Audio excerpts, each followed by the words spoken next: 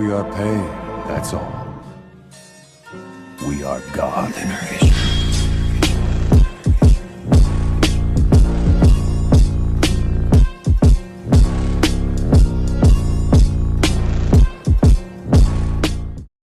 Hey guys! Here is the part 2 of What If Naruto Was an Elden Ring. I've found and fought my fair share of gods before. Never been a fan of them. They meddle and mangle everything. Who needs them? It's the strength of your spirit that matters, not them. I don't need any blessings, nor gods, or any of that. Go ahead. Shed no grace on me. I'll still fix this rotten world, one soul at a time. I'll save em all. Just you watch. Narutoxharem. Don't forget to hit like and subscribe and check the author in the description. Let's start. Chapter 4, Guided by Grace. So this was a great rune. Naruto turned it end over end in his hands, regarding the ethereal construct with no small amount of confusion. Smaller than expected perhaps, but rather light all things considered. He supposed that made sense, after all, it was made of, well, light.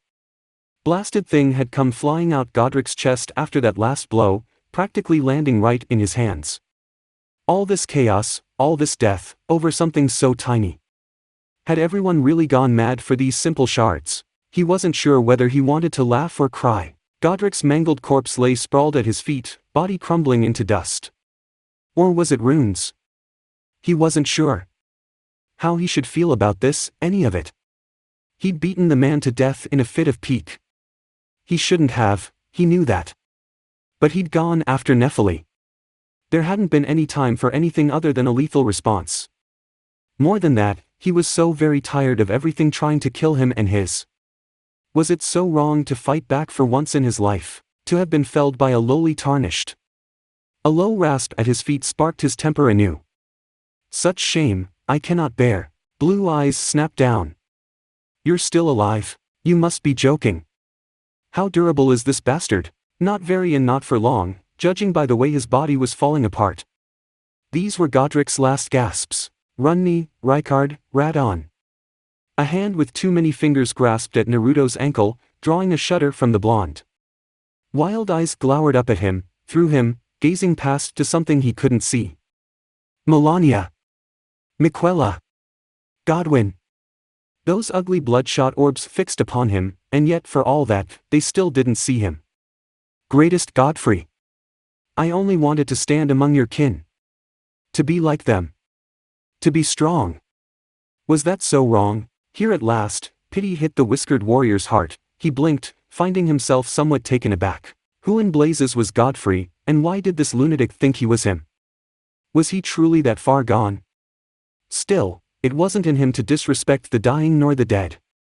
On a whim, he knelt down. A tan hand touched the demigod's dented forehead.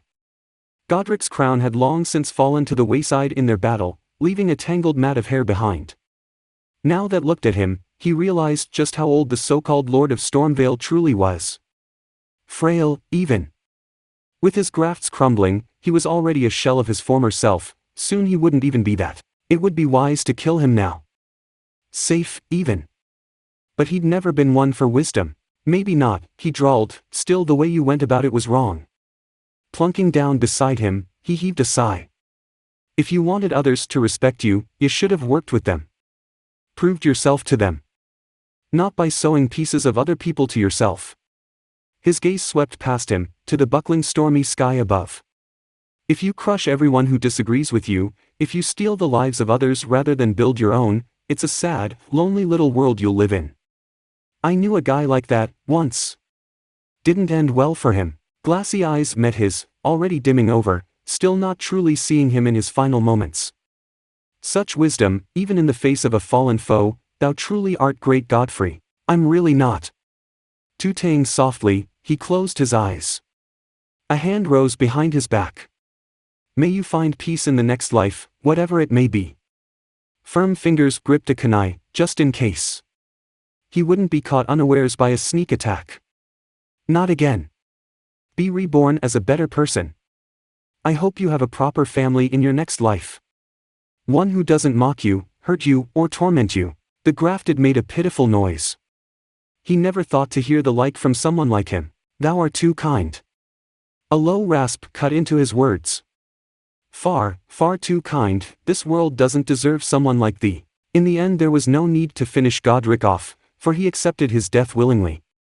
His crumbling sagged with a rasp of a gasp, eyes rolling in his head as he slumped into the dirt. I am the lord, of all that is golden.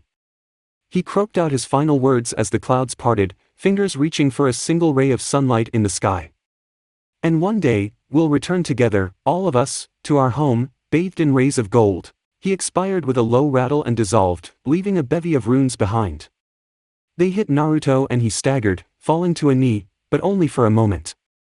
Sense reasserted itself as he stumbled upright, eyes stinging. Every cell in his body bristled with power, strength added to his own. It was alarming. Intoxicating. Terrifying. So these are the runes everyone's been on about. Not bad. Think I can see the appeal. Not now, Kurama. Silence swept over the ruined courtyard. Here and now, a small, shuddering sigh escaped Naruto at the last. He knelt and hung his head. He'd done the right thing, hadn't he? Willfully taking a life, made his heart feel heavy, even if it was necessary.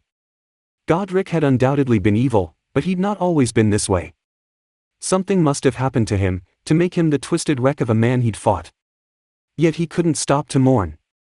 Had to keep moving. The faintest gleam of burnished metal caught his eye. In hindsight, he wasn't sure why his eyes alighted upon Godric's fallen axe, only that they did. On a whim, he reached down and grabbed it. Much to his surprise, the towering armament shrank to fit his grasp. A cursory swing confirmed its weight, and lacking a holster for it, he sealed it away in a scroll.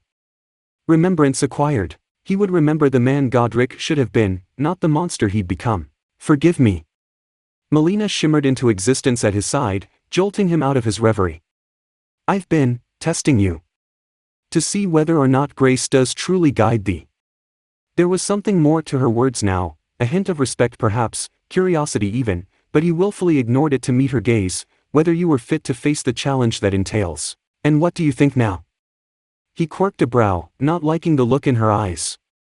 Don't leave me in suspense. It seems my worries were unfounded. A faint smile bloomed on her grave face as she regarded. Torrent had your measure from the start. Whereas I merely pretended for a time. Naruto frowned. Was that a roundabout way of saying she believed in him now? Felt like a bit of a backhanded compliment, but he'd take it. Anything to put this awful place behind him once and for all. Surely the rest of the lands between couldn't be so twisted as this. Surely not. Right. Right? What do I do with this thing? He hefted Godric's rune her way. You need but take it to a divine tower to empower it. Sure, great. He mumbled, not relishing the idea of more wandering. I'll get right on that. Naruto turned his gaze back to the rune shimmering in his palm. Thought it felt weak. Are people really fighting over these? Alas, they are. The shards of the Elden Ring are not something to be trifled with lightly. Naruto turned his gaze back to the rune. It shone dully in his palms, alive, devoid of any benediction. He could sense it, feel it pulsing in his hands like the beating of a heart. Almost as if it recognized him, as though it were aware. Perhaps some tiny fragment of its old owner lingered therein. People were fighting over these things. Dying for them. Someone should take these runes. Keep them safe. He could only think of one way to do that, mad though it was. Kurama realized what was about to happen a heartbeat before he acted. Don't you dare. Golden hands moved of their own accord to clench tight round Godric's rune. Then he reared back and slammed it into his chest. Melina cried out in surprise. Her cry went ignored. No sooner had she done so than the sigil flared to life, regaining its lost luster. His body bent double again, but with it came strength. Pain flared in his palms and he pushed through, refusing to lose his grip. As he grit his teeth, the great rune carved itself into him, shimmering just above his flesh. Bright and vibrant it burned, brimming with the life it had lacked a moment ago. That's not possible. Through ringing ears, he distantly became aware of Melina's hoarse whisper. You didn't even take it to the tower. And? Naruto turned to find everyone balking at him. He blinked. What?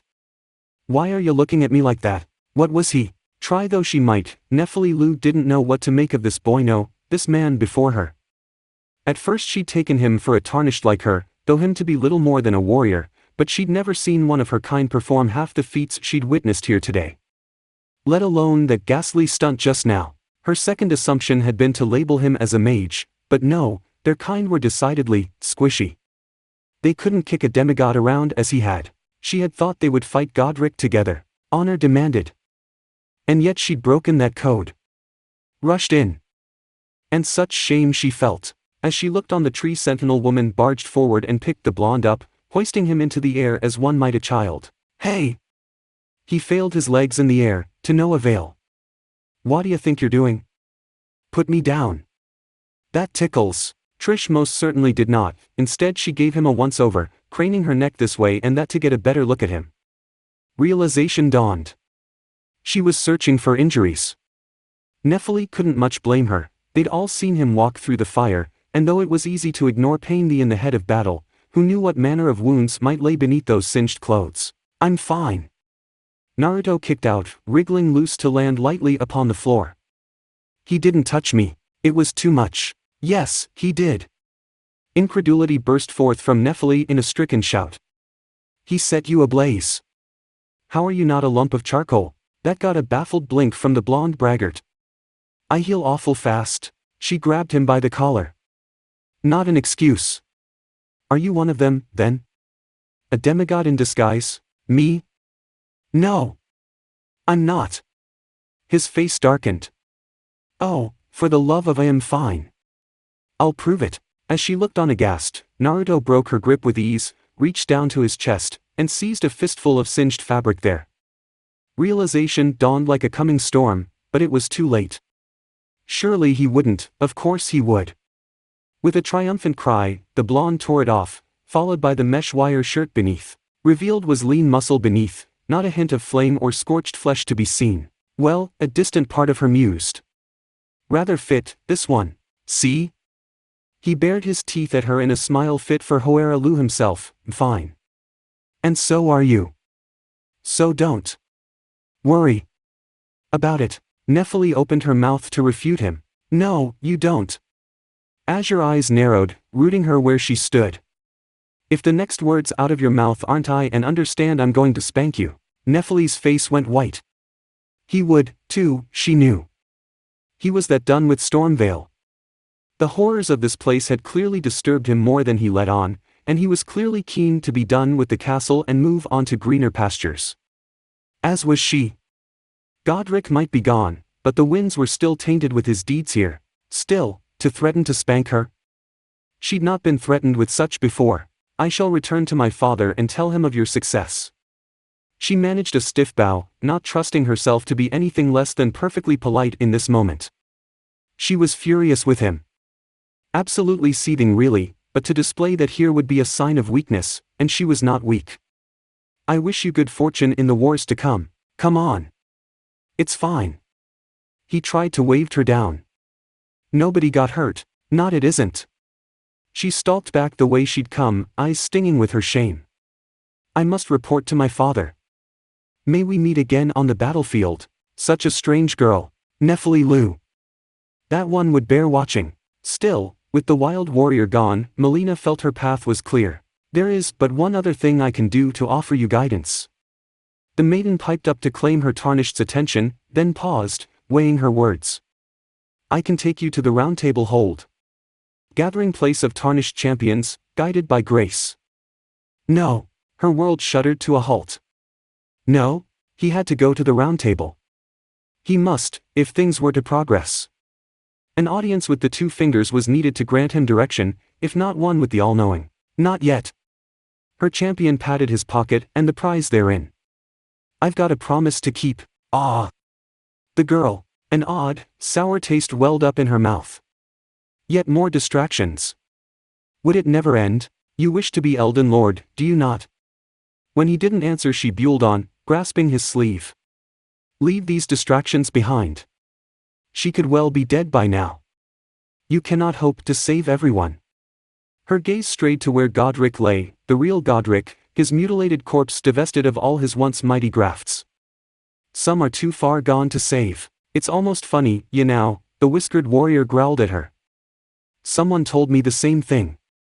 I'll tell her what I told you. His head butted against hers, giving her a glimpse of the resolve gleaming in those bright blue eyes. That sounds like a challenge. His piece said. He made for the exit.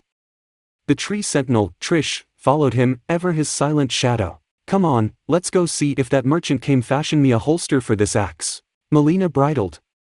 Fool of a tarnished. She'd known his kind before. Bright and hopeful, optimistic. The lands between sometimes received such visitors from beyond the fog, those unwilling to harden their hearts for the fire ahead, determined to save everyone they came across. This world would swallow him whole, just as it had them. But until such a day came, she had a duty to fulfill, no matter the cost. Their paths aligned for the time being. Nothing more. Nothing less. In the end, she followed him, just as before. He returns triumphant. In truth, Roderica thought he wouldn't. Fear had festered in her heart like scarlet rot, tainting her every hope, her every dream, dashing any and all belief that he would return unharmed. Godric was a lord, after all, a demigod, no matter how deluded his blood might be. Surely a small party such as theirs wouldn't triumph against such a creature. Still, the blonde's familiar had lived up to its promise. The once desolate yard outside the shackle I spattered with the remains of those who would have done her harm. Monsters and wolves, soldiers of Godric alike, none had survived the trampling delivered upon them by the toad. Her ward had held throughout, but against so many hands, it would have surely shattered. And now there he was, that was undoubtedly her tarnished coming up the road. Wait, her? No, no, no. She mustn't think such things. Surely he had no need of one as weak as she. One look was all it took to recognize him. And yet for all that, he was different. There, jutting between his shoulders, that was new.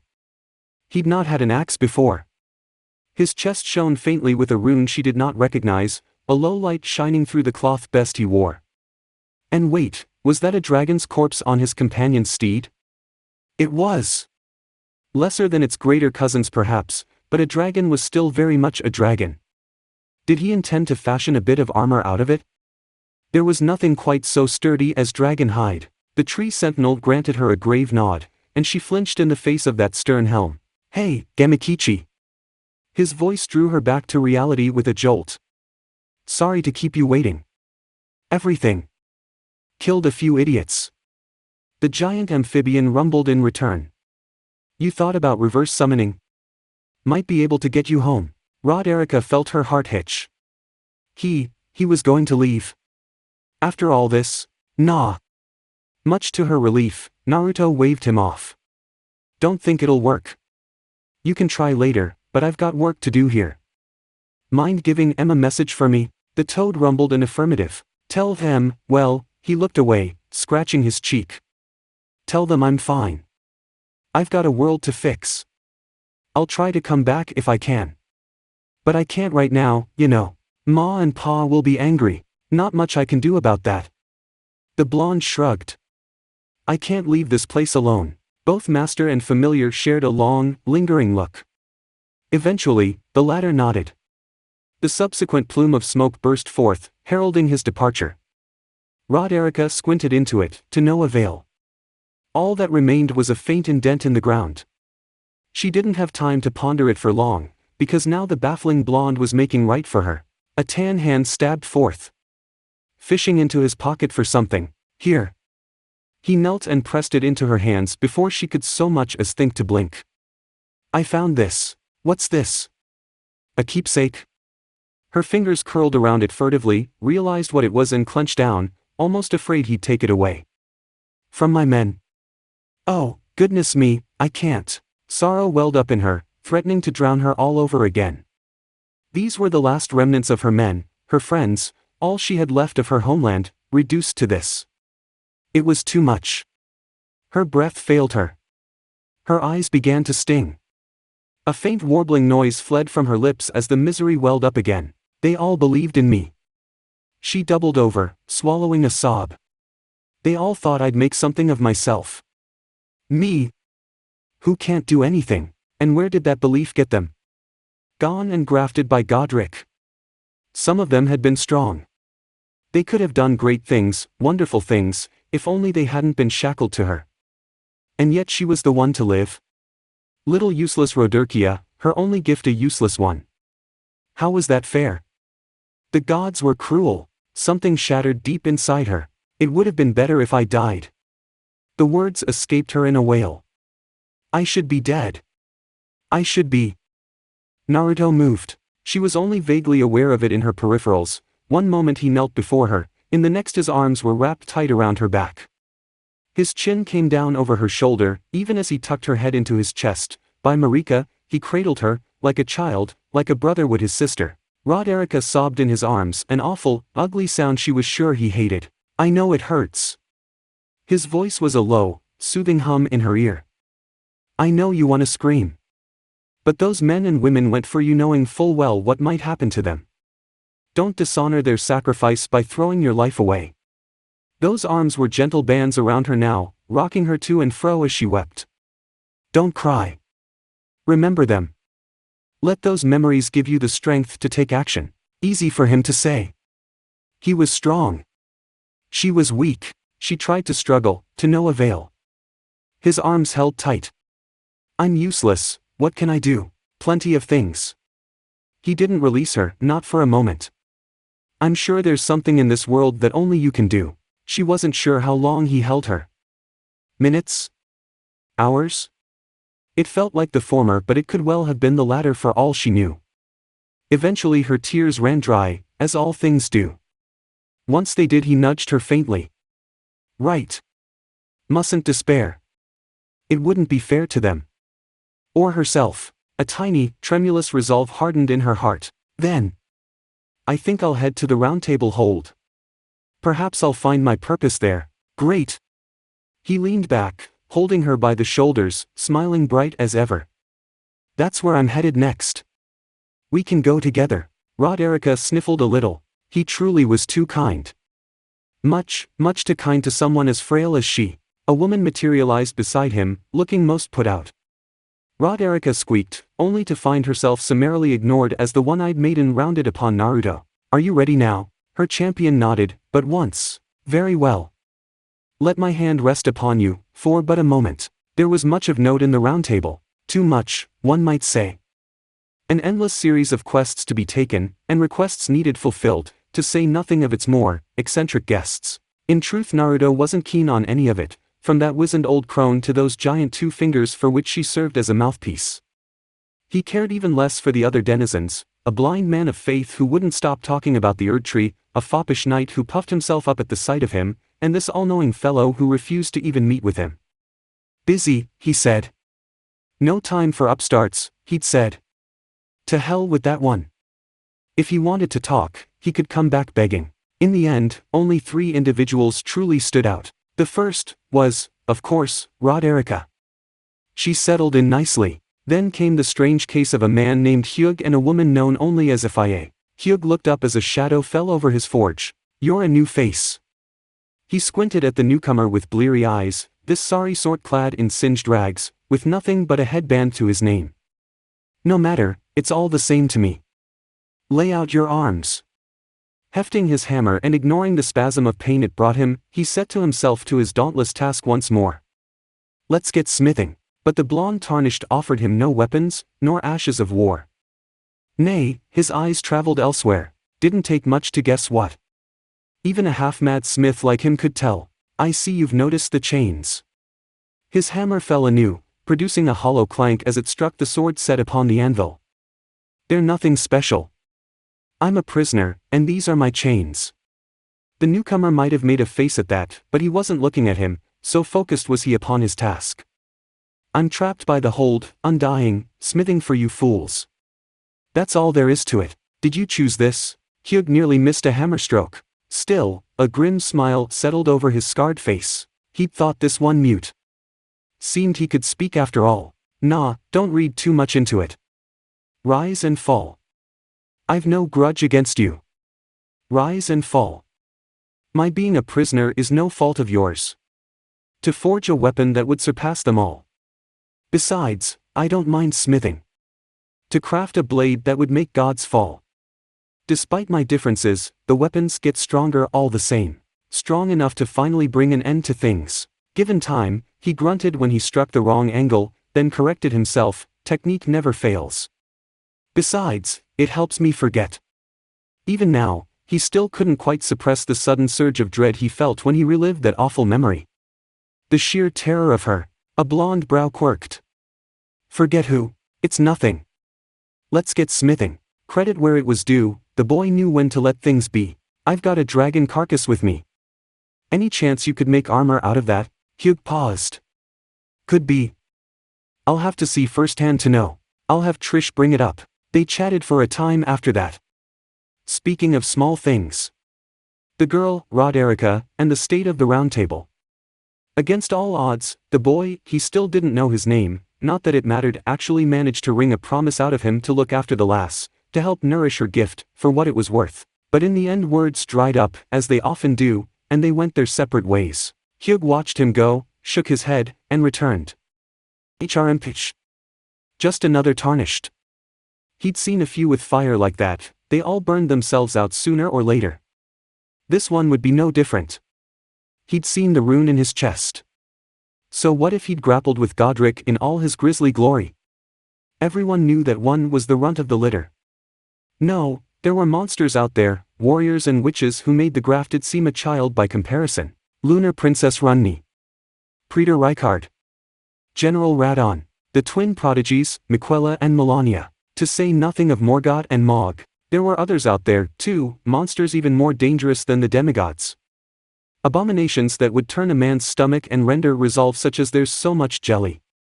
Weapons would be needed to fell such horrors. And so he would smith them. Until he fulfilled his promise, his curse. Perhaps then, he would finally make an end of things. Naruto stumbled into her room by sheer happenstance. He'd been touring the rooms, trying to find one for himself and Trish, when he found the open door. Oops.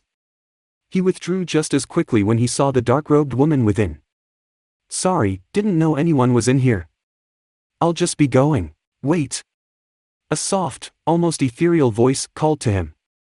Might I have a moment of your time? Reluctantly, he stepped back in. Greetings, great champion, called by Grace. The hooded woman inclined her head in a polite nod. I am Fae. As he looked on, she tugged down her hood, exposing a pale face and bright eyes, framed by a gentle curtain of flaxen gold hair. A pleasure to meet thee. Same. He waved. I'm guessing you live here, same as the others, in a sense. She favored him with a rueful smile. Circumstances have compelled my stay at the Round Table Hold. He recalled the baleful look Melina had given him before she'd all but dragged him here. Circumstances, right. I know that feeling. Great champion, would you allow me to hold you, but briefly? When he didn't answer, she hastened to explain, perhaps fearing his wrath. Perhaps you could share some of your lively vigor and stout-heartedness. Doing so will grant me the warmth of a champion, and you, I'm sure, will receive a Baldecin's blessing. Confusion flared in him. Another word he didn't understand. Balda, what now? Do you think it vulgar, perhaps? The maiden in black tilted her head. Where I come from, it is a sacred act. Let me be clear, here. You, he pointed to her, want to give me, to himself now, a hug? Just like that? After all he'd been through since finding himself here, it sounded kinda nice actually. What the hell? Fine. My thanks, great champion. A rare seed of anxiety bloomed in him. So do I come to you, or? Fia opened her arms wide and somehow managed to beckon him with her expression alone. Flickering firelight sent shadows dancing across her face, even as his own burned in embarrassment. It was just a hug. Nothing to get excited about. After all, it wasn't as if they were doing that or anything. Nope. Not a chance. Warily, he crouched forward. Gentle arms enfolded him tenderly, as a lover's might, and pulled him into her bosom. Her breath was a thread in his ear. You are very warm. Ha!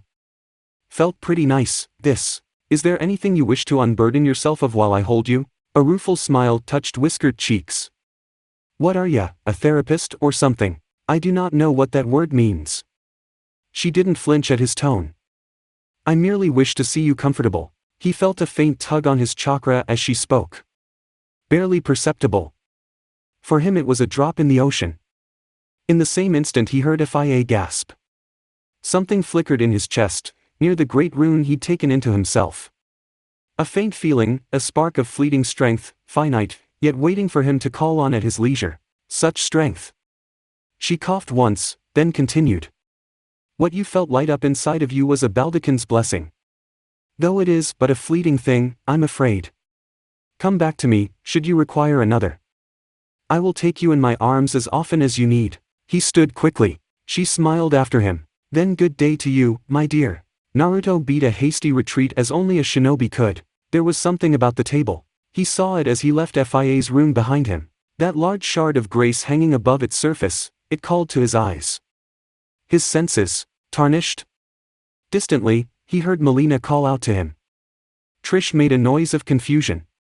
He paid them no heed. Without thought Naruto vaulted the edge, skirted the many weapons lying there and reached out for it. He wasn't sure what he was expecting. The moment his fingers brushed it, everything went awry. The ring on his hand pulsed. He couldn't think of any other word for it. His very fingers felt a fire, as though it were burning from the inside out. Nay! A tiny, faint whisper hissed in the back of his head. Not yet. Not here. There's work to be done. He touched it, that little speck of light, and the world shifted. Whoa! Naruto kicked back out of habit and realized too late where he'd landed. Gone were the rolling green hills and giant golden tree. In its place he found naught but dead wastes, lashing wing, and, that is a big dragon. Naruto looked up. The dragon looked down, rooted where it lay by strange growth seeping from the ground. Its great scaly snout somehow managed to convey surprise despite its great girth. It was trapped, just laying there in the rot. Absolutely massive too, large enough to give Kurama a run for his money. Neither man nor beast moved, for fear of breaking the impasse. Naruto sneezed and the tableau shattered with a roar. Arg! My ears! He clamped both hands over his head. As such, he had an awful moment to see the flames building in the back of the beast's throat, flames that guttered out with a dull whine as a rather put-out Kurama reared up around him and stomped a golden paw upon its head. The moment of sheer realization made his brush with death all the more with it. Bad lizard! Calm down! He pinned it with a hiss. I ain't here to fight ya. It glowered at him, with eyes larger than his head. Pity bloomed anew. I get it. You're stuck, ain't ya? The great dragon made a discontented noise akin to a growl. Oi! He swatted it on the snout with Kurama's arm, drawing an angry cry. Stay put. Not that you have much choice in the matter. It snarled and made to bite him. Kidding. I'm kidding. Sheesh, no one has a sense of humor here. Withdrawing the cloak, he moved to regard one of the coral-like growth near the beast's claws and considered it. Whatever this foul gunk was, it had well and truly entrapped the dragon, then calcified over his beleaguered body. Poor beast probably got caught while it was sleeping, didn't look like it had moved in an age. How weak it must be. Still, that was no excuse to leave it here, trapped. It might even appreciate its freedom. Were those smaller dragons in the distance? Lumbering his way, drawn by the dragon's scream? Best deal with this quickly then. Clenched knuckles swung down and bounced off. His fist stung, leaving him to recoil with a hiss. He swung down again. On the second strike, it cracked if only just. The third shattered it completely, leaving his hand screaming. Right, screw this. Using the clones. With a plume of smoke his one-man army set to their task with a will. Fists swung. Jutsu flashed out. From there it was the work of several minutes to extricate the trapped WIRM. Even then he and his clones were forced to crawl all over its scales and chisel through some, less than pleasant places to free it fully, much to the beast's manifest displeasure. Tada! He stepped back, arms spread wide. You're free. The beast glared at him. Struggled to rise. Faltered. Oh. You haven't moved for a while, have ya? Guess you're pretty weak. It shimmered into fog and light. Light that shrunk down, assuming a smaller form. Compact. Humanoid. Wait, what? Human what now? As the light dimmed, he found himself gazing upon a woman. Couldn't be anything less. Stark silver eyes shone out of a scarred face framed by a curtain of gray hair gone nearly white, through which two horns jutted. Yet for all that, this new form of hers appeared to be rather young, barely 30 at a stretch.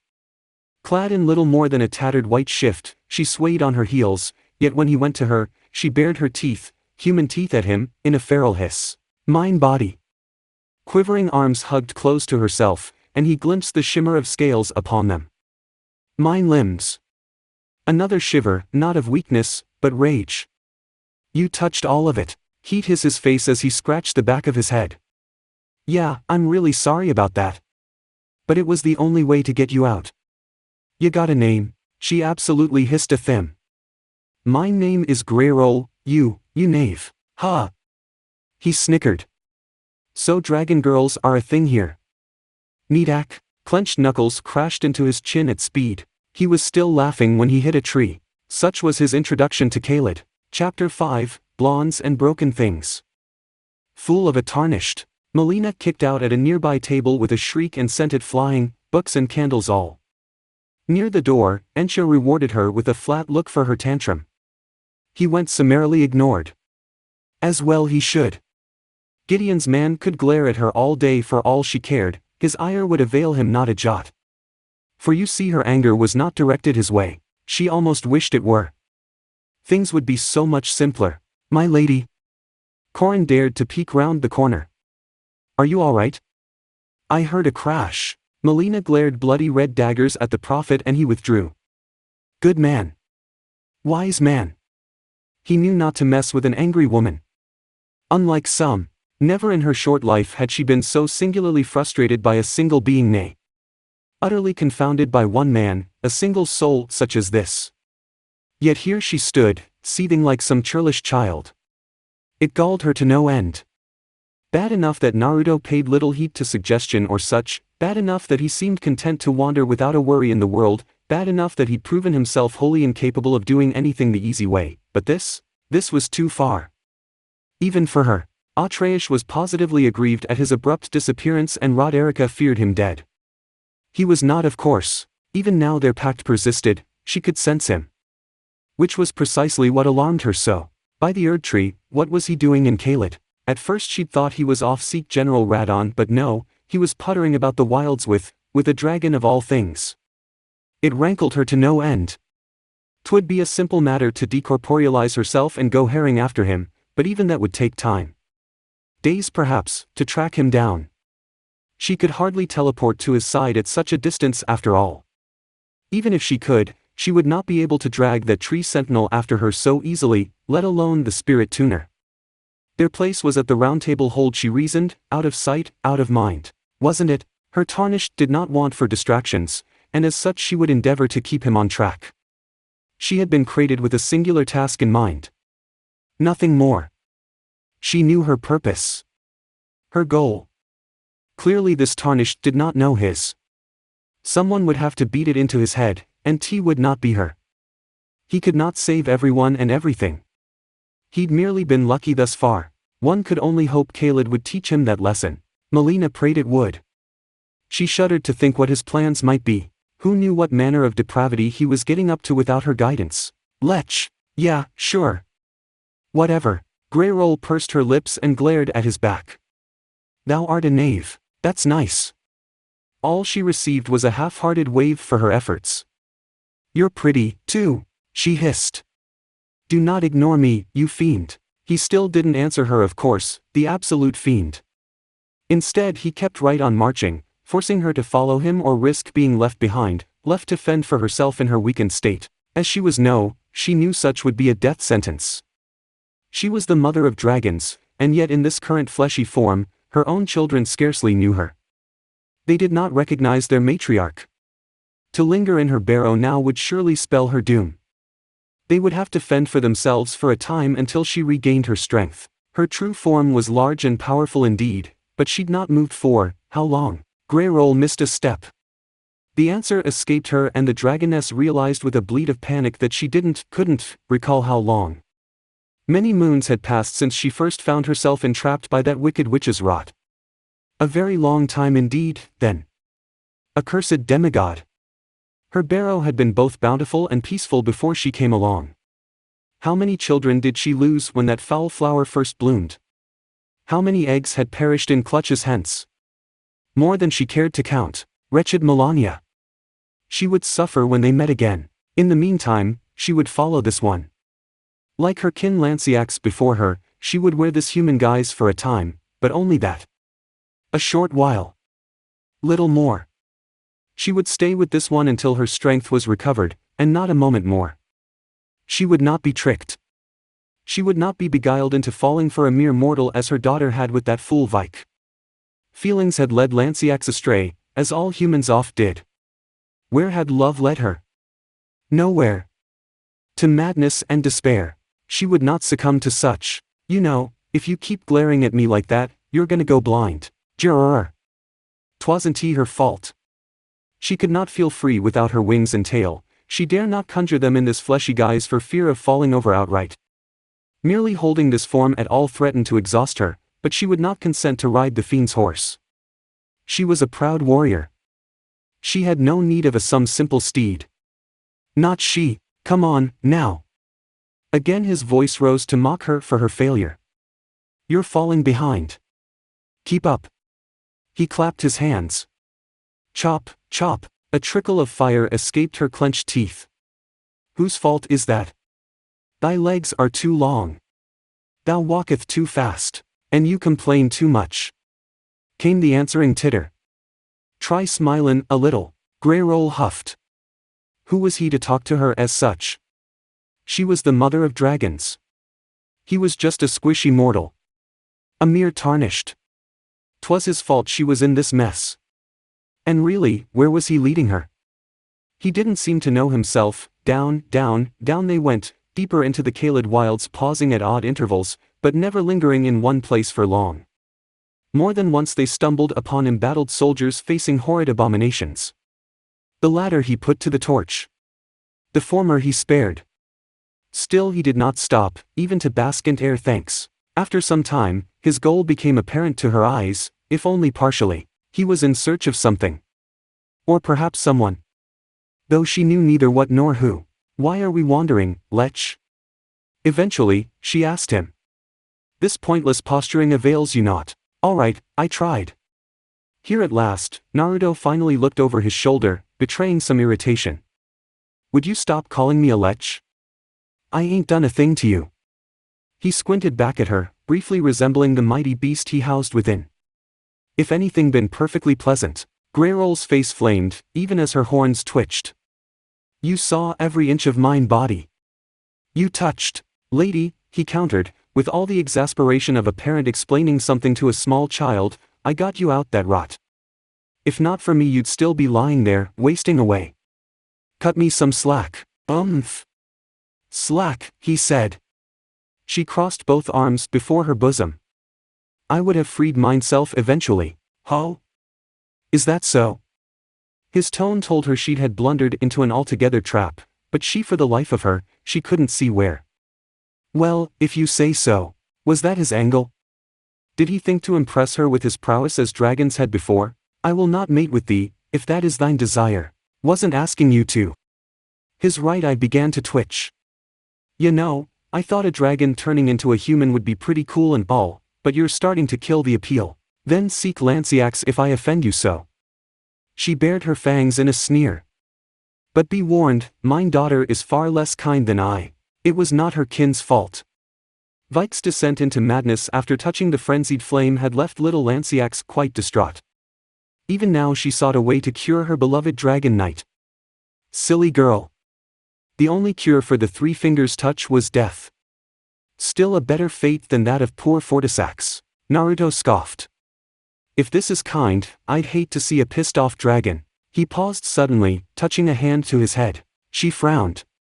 Does something ail thee? Not you. He waved a hand half-heartedly her way. This place. There's so much pain in this place. He touched a hand to his temple, gritting his teeth. So many emotions. Negativity in spaces. Those eyes drifted shut, paying her little head. Gotta fix this place. Have to fix it. Something twitched in the WIRM's heart. It felt like pity. You are but one man. You can only do so much. Have you not seen the clones I've been sending out? Mere copies. She'd seen one vanish with a single hit.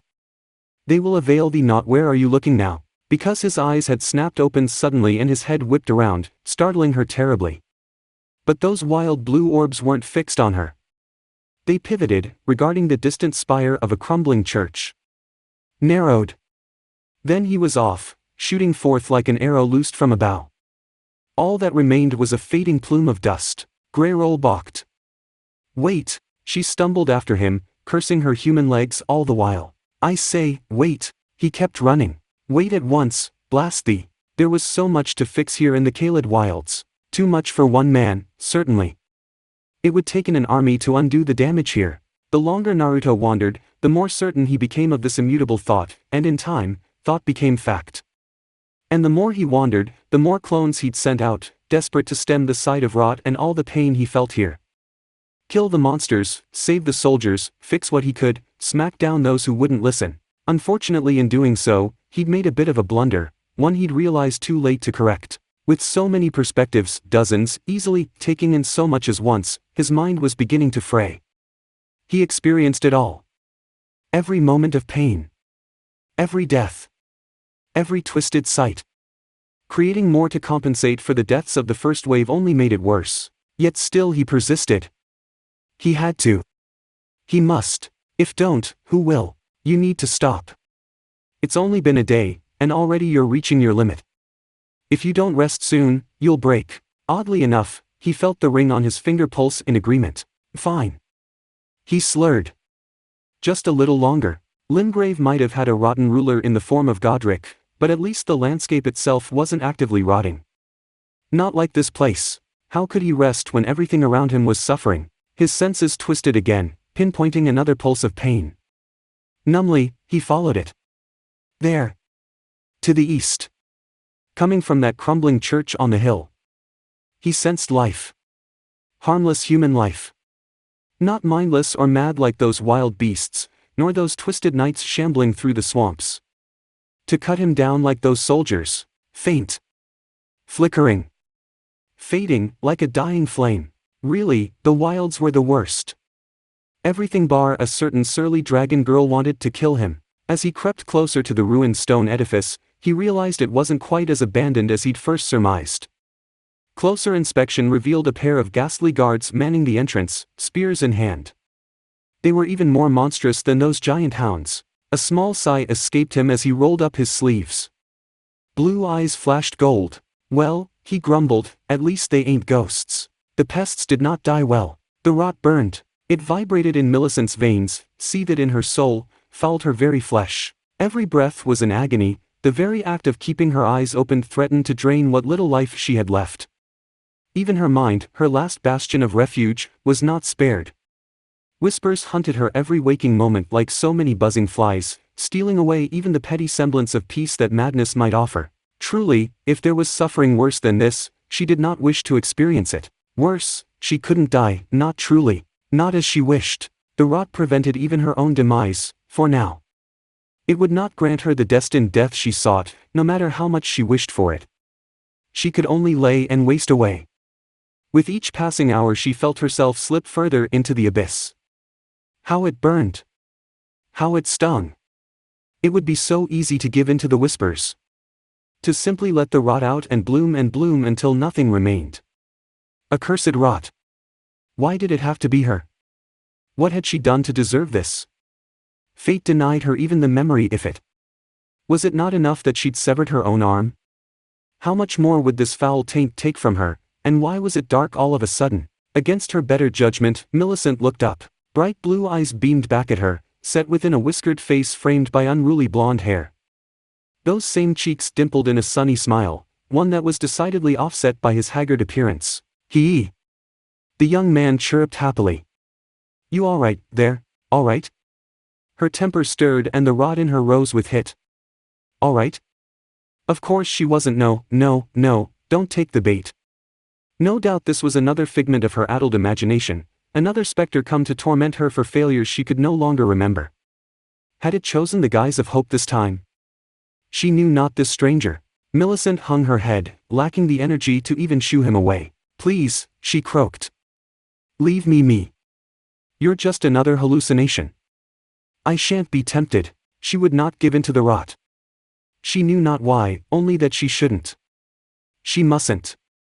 The tiny core that was her soul, which had forgotten so much, still remembered the warning she had given her, even now. Sweet though the whispers were, she knew she must never heed them. Do not bloom, little Millicent. You mustn't bloom. Nay, never bloom. Ha! A low chortle reached her ears, cutting into the memory. Hallucination? That's a new one. Never been called that before. A spark of irritation seethed within the rot. With it, came a tiny surge of strength. What, still here? A weak growl tore free from her. Begone with you. You know, you're being pretty rude.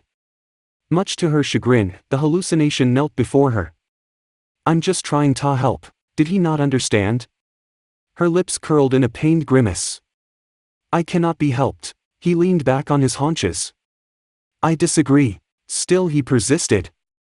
She was not having this conversation.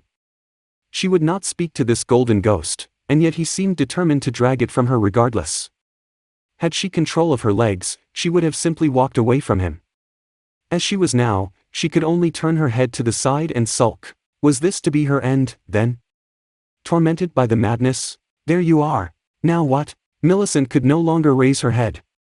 That brief burst of strength had faded, taking what little she had left. But she heard the voice, saw the pair of pale, almost gray feet pad into her field of vision. Yet another figment of her imagination come home to roost.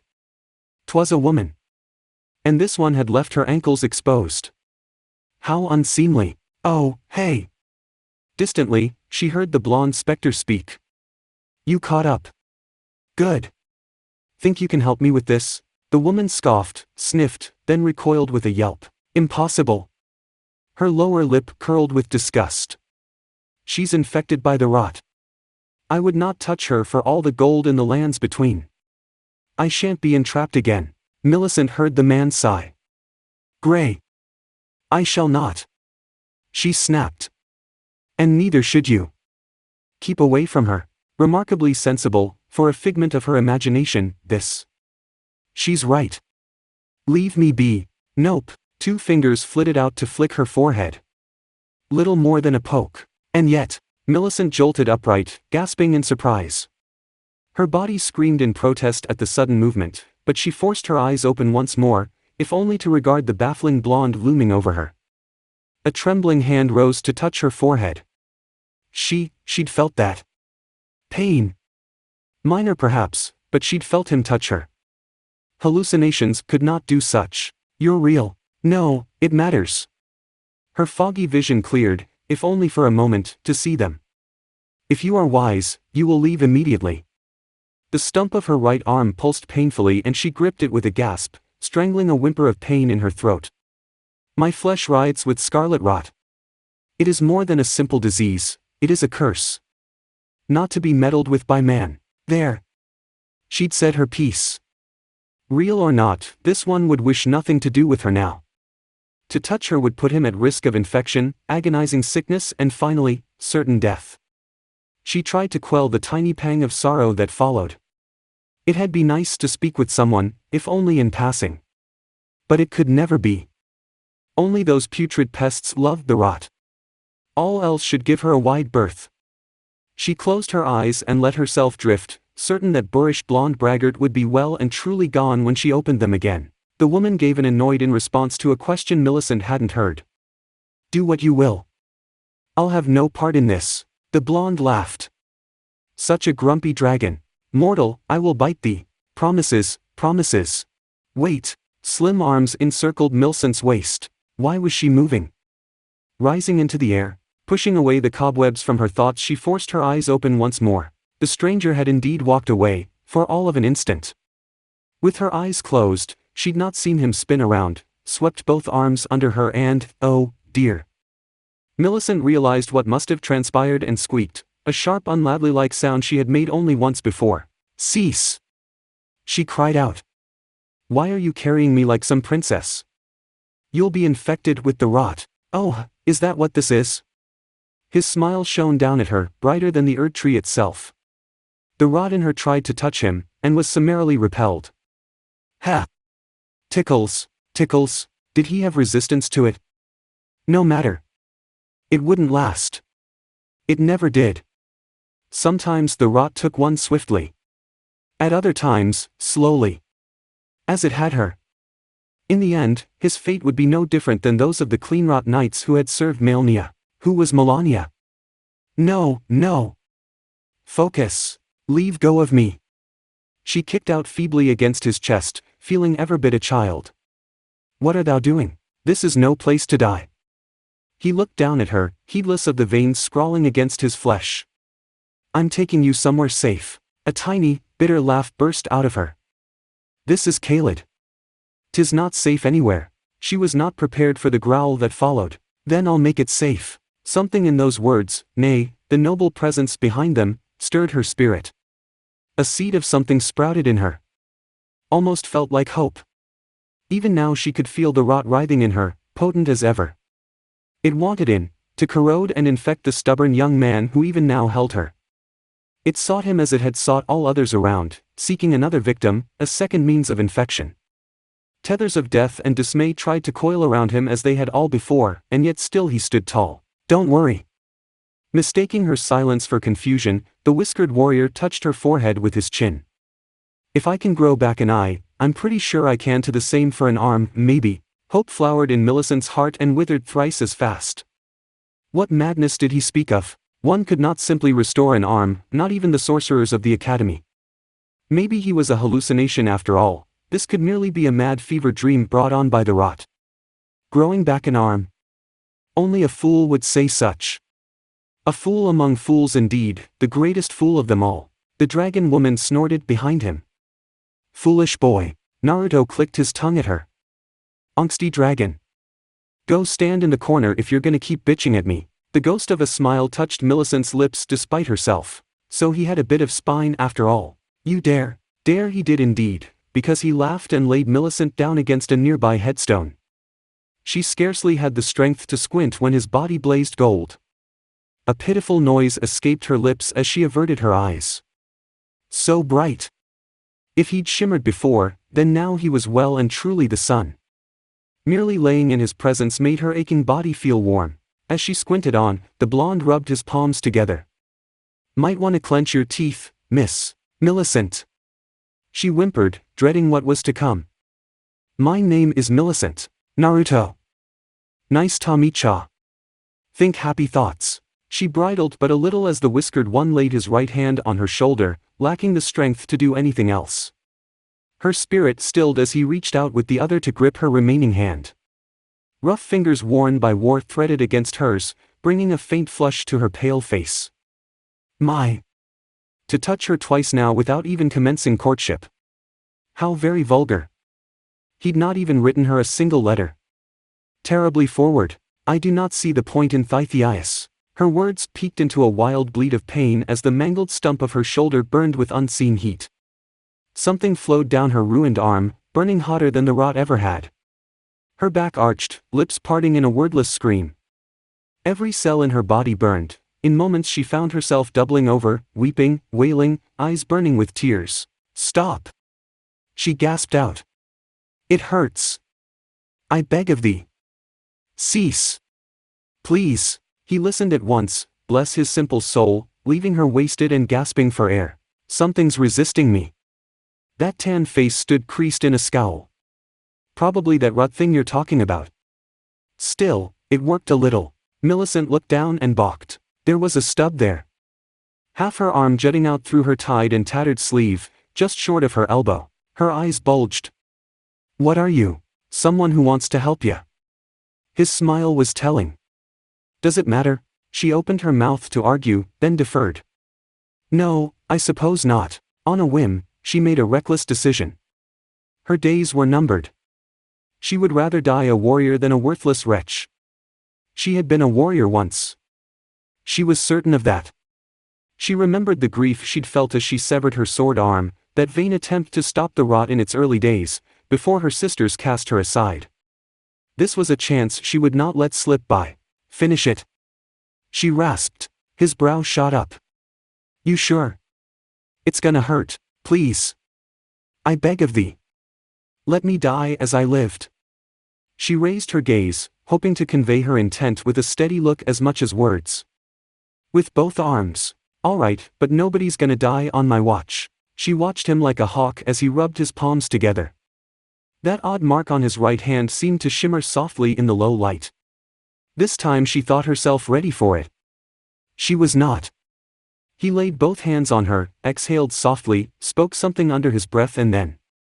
Pain! Millicent cried out, gritting her teeth as bone and sinew erupted from the fouled flesh of her arm. A far cry from before perhaps, but pain nevertheless. She gripped at him with her good hand. Sorry. She heard him mutter over her cries. Just hang on a little longer. I've almost got it, there. Sobbing, hiccuping, she pushed against him, instinctively seeking comfort. He held her, patted her head. Hummed a little. And finally, it was done. Naruto laid her down to rest upon a softer patch of ground, and it was then that she saw it, felt it, sensed it. Bleary eyes blinked, gazing upon the pale expanse of her new limb. It twitched and trembled, fitfully at first as she exerted her will upon it. Move! It had to move. This would all be for nothing if she couldn't make it move. Tremulous fingers curled into a fist.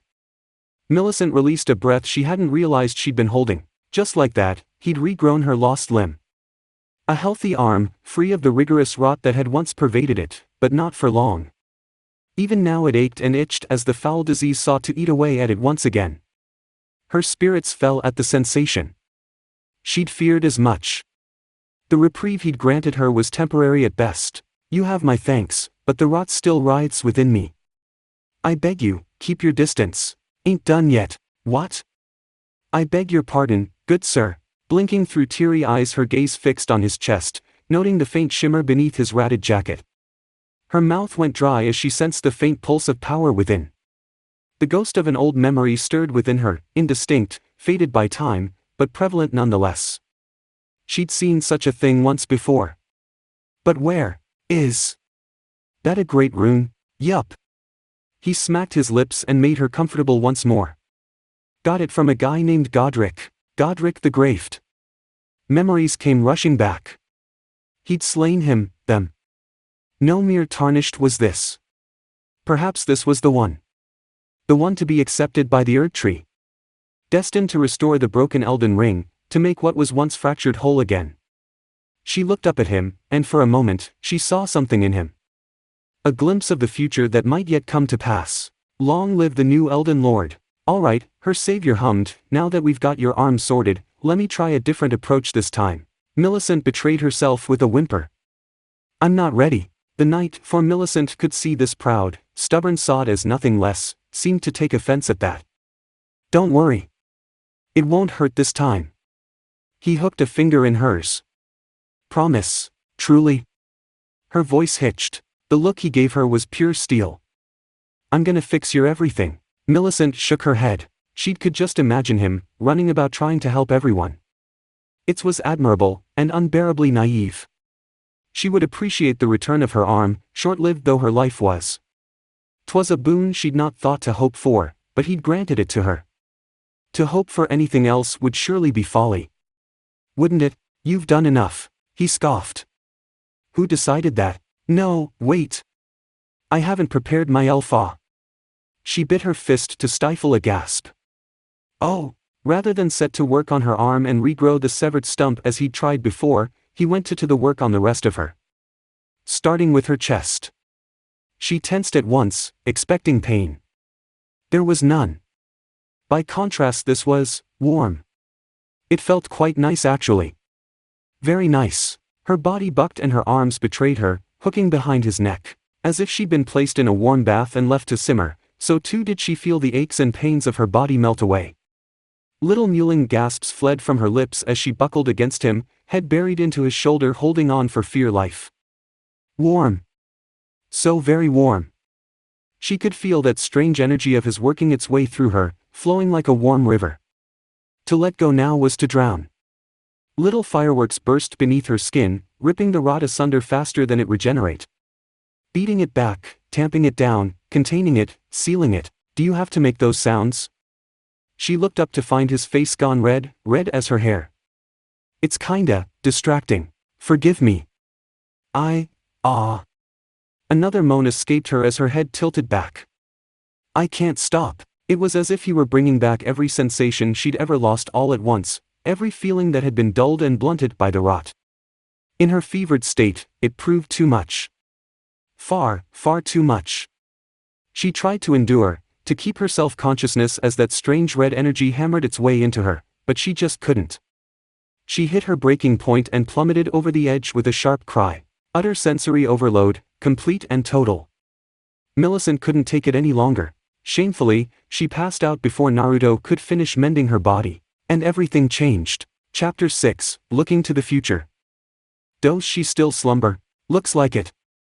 Lemme check. At Greyrol's prodding, Naruto crept over to Millicent where she lay against Torrent's saddlebags. She dozed on, blissfully unaware of his presence. He pressed a finger into the slumbering woman's pale cheek. The redhead made a tiny noise of protest and batted ineffectually at his hand to no avail.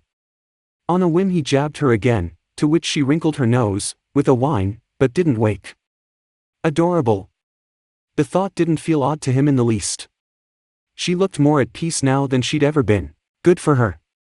She deserved some rest. If Torrent at all minded the extra weight, he wasn't complaining. Quite the contrary. He seemed rather content to canter about at a leisurely pace behind them, well away from the monsters of Caelid. A few sweet raisins had done wonders to settle his nerves amidst the giant beasts, and he'd been sure to ply Melina's friend with them since. It was the least he could do. He didn't know the first thing about horseback riding, but that was no reason not to make use of Torrent. No, good boy. He murmured, stroking the horned horse's head. You're doing great. Let me know if she wakes up, eh? His faithful steed nosed his hand and snorted once. Naruto beamed. I'll take that as a yes. Greyrol made an irritated noise. She'd been sullen ever since he put her in the corner. Do all humans sleep this long? They do when they're exhausted. He glanced her way with a quelling look. Be nice. She's been out for an entire day now, the poor thing. Probably gonna be starving when she wakes up. That was putting it lightly. He'd managed to burn most of the rot, as Millicent called it, out her system. What traces remained wouldn't do her any lasting harm so long as he kept an eye on her. If her condition worsened again, he'd just have to repeat the process. Right, a cheeky little voice muttered in the back of his head, the process. Let's call it that. Definitely didn't do anything lewd. Her flushed face as she writhed in his lap, back arching, tiny cries escaping her lips. Gah. Don't go there. Unbidden, his gaze sought Greyrol once more. You've been awfully quiet since yesterday. She looked away, folding both arms before her bosom. I have nothing to say. Not gonna call me a lech again. Her shoulders twitched. No, not even a knave. Nay, you really that afraid of me?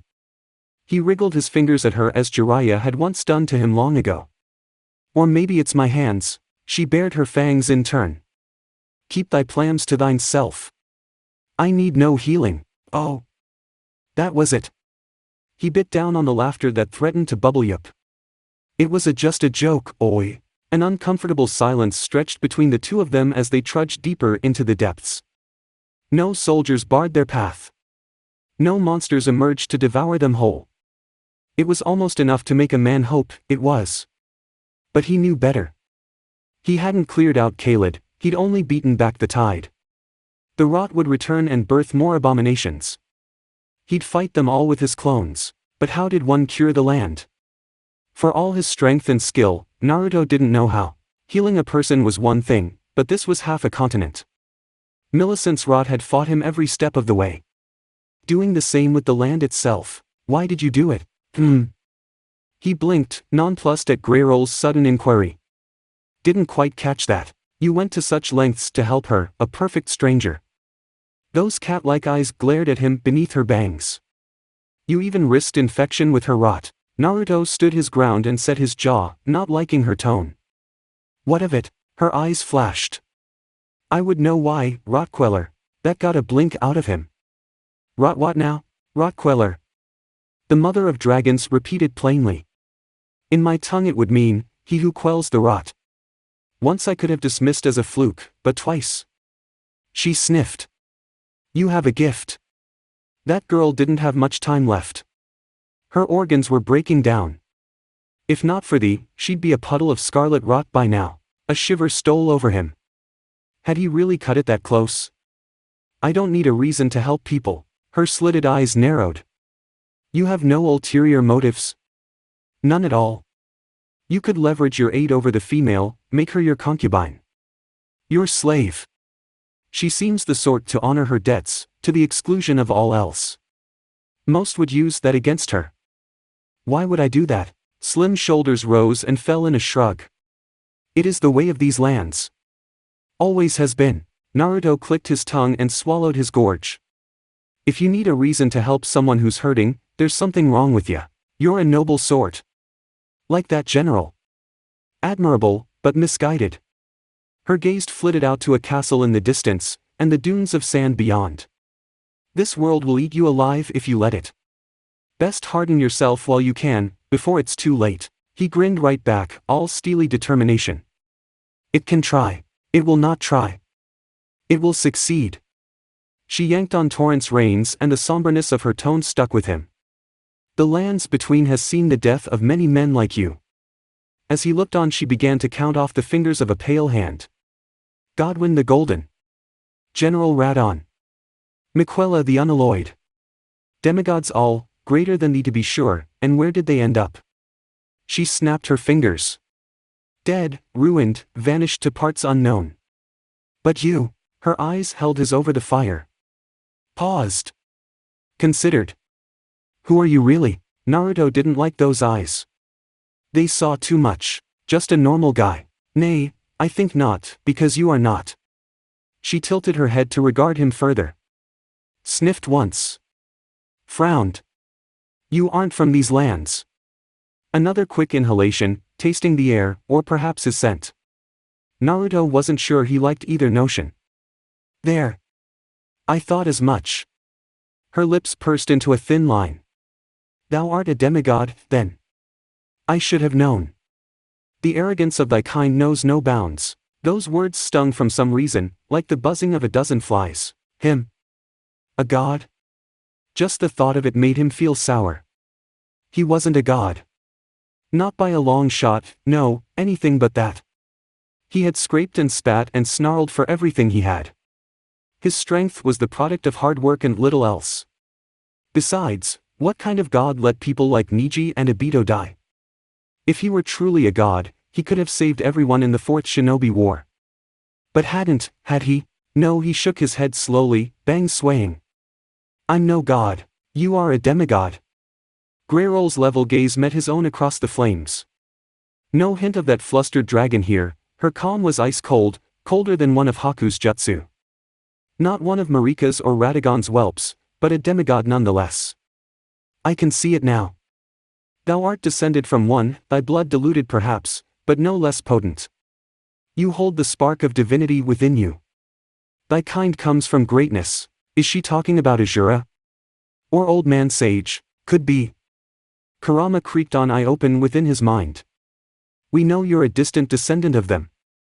Technically speaking, given your feats. No, no, no. Don't you dare. You could be considered a demigod, too. Sorry, kid. Truth's the truth. Truth, he said. Naruto scoffed. Truth was in the eye of the beholder. He was no demigod. In his mind, he never would be. Yet for all your strength, Greyroll went on in spite of his sulking, you cannot save everyone. Let alone this rotten land. The rot you see before you hails from a goddess, not unlike Marika. She will not be so easily bested. Doesn't mean I won't try.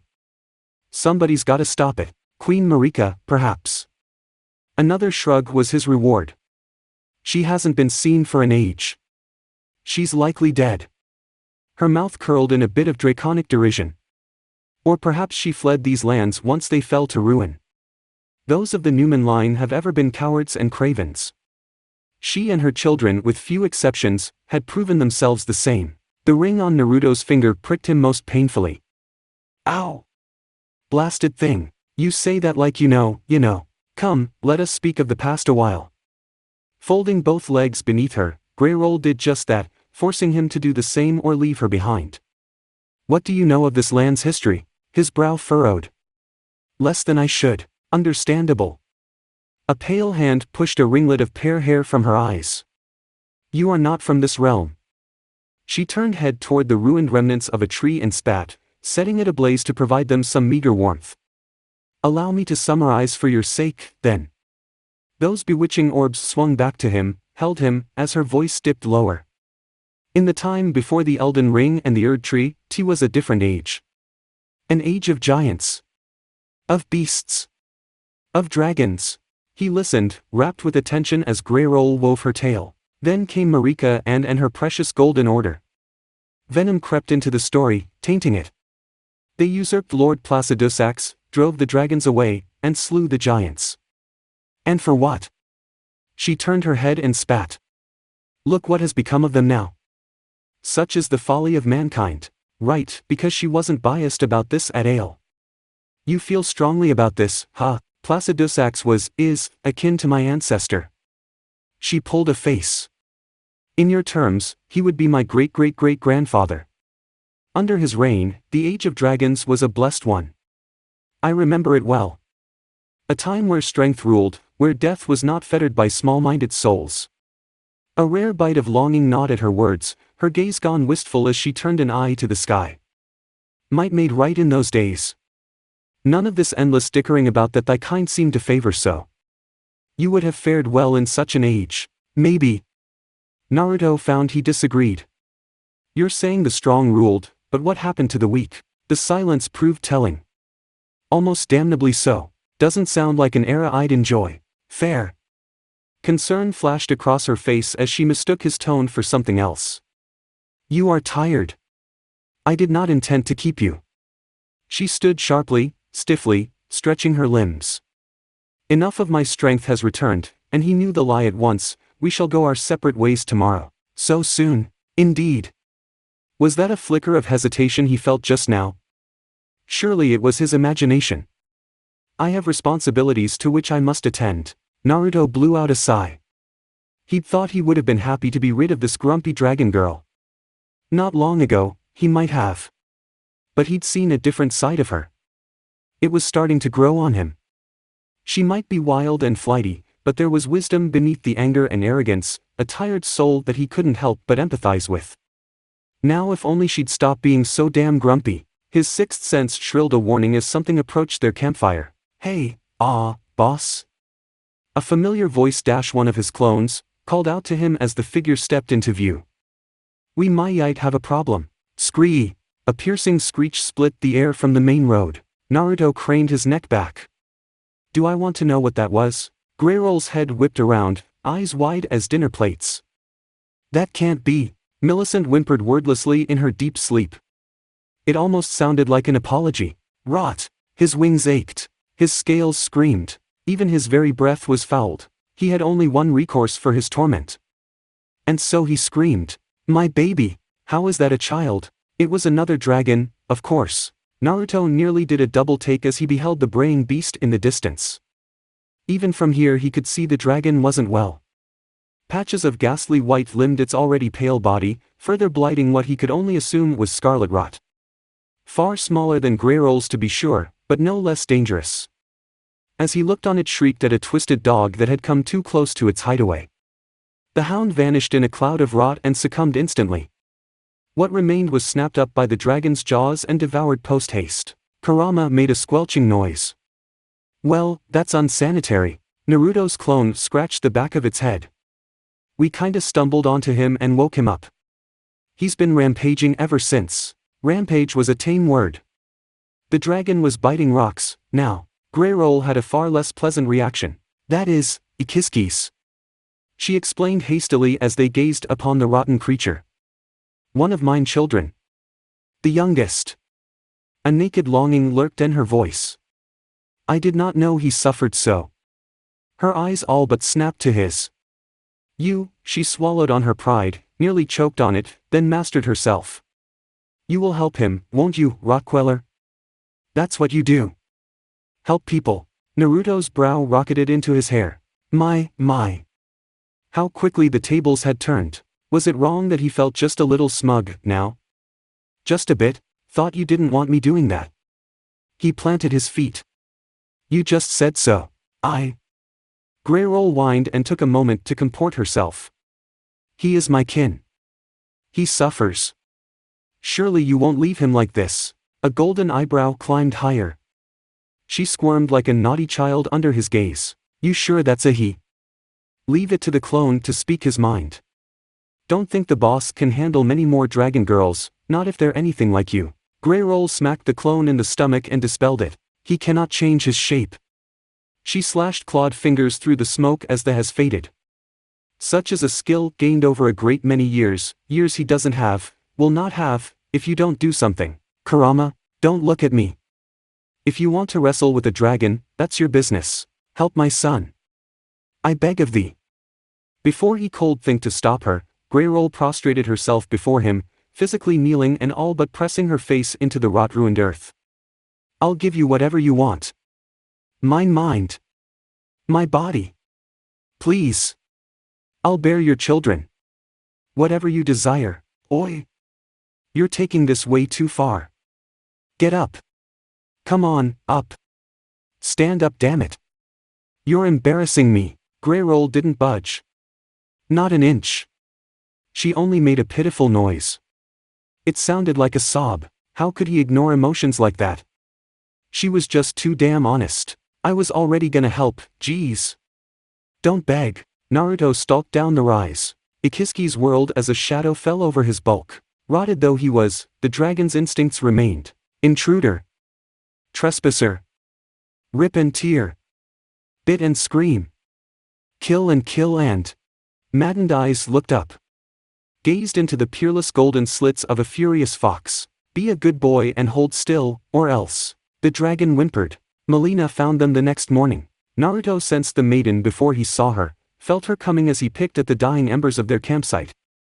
In truth, he was amazed it had taken her this long at all. He'd half expected Melina to hunt him down like a stag, drag his sorry hide back to the round table, and give him a telling off besides. But no, this time her arrival proved a silent one, wholly absent of the previous pomp and circumstance she'd used to get his attention that fateful day. Hey! He pushed himself up off his haunches, dusted off his tattered trousers, and turned to face her. Long time no see. A suit of armor smacked into his chest. Naruto caught it with both hands, then frowned once he realized exactly what he was holding. He, recognizing the draconic scales at once, they were the same color as the carcass he'd hauled to the round table only a few days ago. Light armor, drake scale, a bright burgundy shade fitted with amber pauldrons and greaves tapering off into intricate metalwork he had no hope of describing, and so he didn't bother. Never in his life had he worn armor, but this, he didn't have words. Master Hyuga finished it just this morning. He knew at once by her words that Melina was terribly cross with him, or maybe that was her index finger currently digging into his ribcage. I'll not have you wandering about the lands between looking like some wastrel. Kurama offered a low whistle. If this is what he can do with subpar materials, well. I wonder what else he's capable of. Naruto cradled his prize close to his chest. That your way of saying you missed me? Melina's face closed down at once. No. Her emotion said otherwise. Ah, you did miss me, ow wow. His laughter peaked into a yelp when she kicked his shin. Alright. Thanks for the armor. I'll give Hyuga my regards when I get back.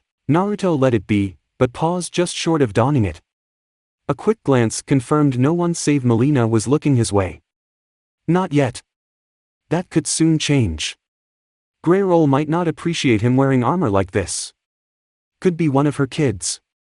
She might even take offense. It wouldn't stop him of course, but still, 'tis all one and the same to me. He heard her voice rise near the fire. That armor is yours by right of conquest. Besides, that's not one of mine. The blonde released a breath he hadn't realized he was holding. Great. I'll put in on right away. Looks easy enough. Melina made a garbled noise and looked away as he doffed his ruined clothing. Naruto kept an eye on her all the while. Her gaze traveled to Millicent's prone form, sprawled sleepily atop a crude bed fashioned from Torrent's saddlebags.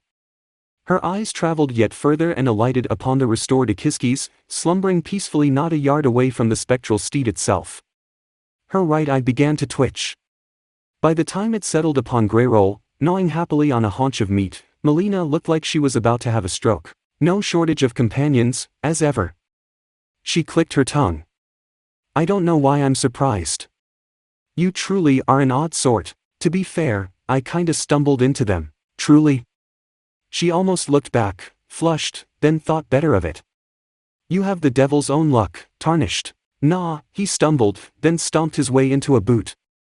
The fit was perfect. Hyuk knew his stuff. I'm just a simple man, making my way in the world. That, or a fool. Greyroll had held her tongue for the last minute or so, staring overlong at Melina. No longer. You overreach yourself, kindling maiden. Now she granted her a small, subtle smile. Whatever would your mother say? Melina's face drained of all color. How do you? My eyes see much.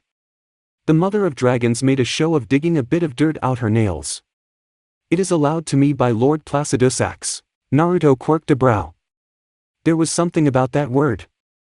Kindling. Melina pivoted so quickly she damn near blurred. And nothing to concern yourself with. Why was she panicking? Something had her spooked, but what? Dunno, sounds pretty important to me. Forget what's thou heard. Her good eye flashed. Forget. Had he heard those words somewhere before? She spoke just a bit too quickly for his liking, her voice breaking on the last word. He could have pressed her for details, pushed the envelope further. He was well within his rights, easily within his power, too. Melina could hardly stop him if he tried to wring answers out of her. And yet something in her pleading expression held him back. Pressing her now might lead to something he wouldn't be able to take back. Fine. With a weary sigh relented. Look, if I worried, yeah, I'm sorry. He laid a hand on his shoulder. But I've got work to do here. I am aware. 'Tis why I have come. She pounced on his words, setting another alarm wailing in the back of his head. There is a great rune nearby, a powerful one at that. Stepping back but a little, she tugged herself from his grasp, but her eye never left his. Not once. I thought you might wish to seek it, clever girl. Naruto perked up regardless. Is that so? Indeed. The maiden managed a smile. 'Twould be better to have it in your possession, would it not? Alright, even he could see through Melina's machinations here. She was clearly trying to push him after this Radon fellow, urging him onto another great rune. But why? What interest did she have in collecting them? It didn't make a lick if she intended to use them. No, there wasn't the slightest hint of greed or avarice about her. She didn't seem to have any desire for such. So why? Does it matter? Our goals align, for now. Greyroll clicked her tongue, drawing him back to the present. Do not try to manipulate him, kindling woman. It won't end well for you. I have no desire to manipulate him. Melina drew herself upright with a huff. We have an accord. Nothing more. Enough. Speak plainly, or I will plainly separate thine head from thy shoulders. Naruto coughed into a fist. Well, that's one way to motivate her. Melina ducked her head, swallowed once, then nodded. When next she spoke her voice was terribly soft. The rune is held by General Radon. That's it for part 2. Thank you for watching and see you in the next one.